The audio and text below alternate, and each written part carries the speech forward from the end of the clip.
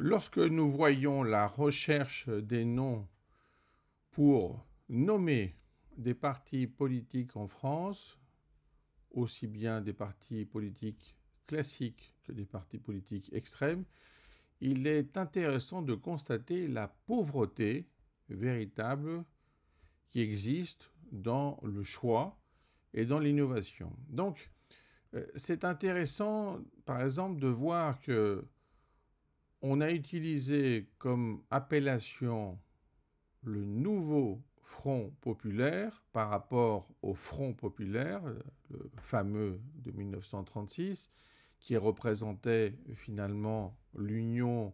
de trois partis, du Parti communiste, de la section française internationale ouvrière et évidemment les radicaux. Alors, si on se dit c'est certainement symbolique, on pourrait se demander comment c'est compatible avec un parti qui était fondamentalement victime,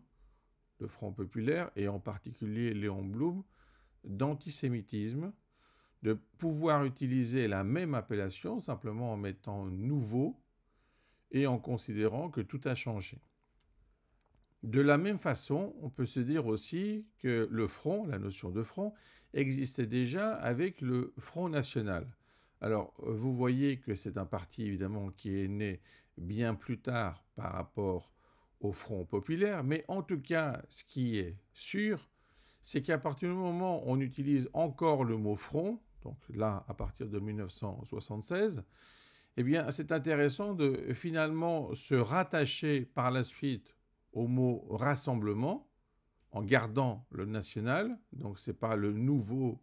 rassemblement, donc là c'est garder le rassemblement pour la République, c'était le RPR, qui va changer de nom pour devenir les Républicains, et finalement le mot rassemblement va être récupéré par le Front National pour créer finalement le Rassemblement National. On est quand même dans des opérations de promotion et de communication absolument terribles sur le plan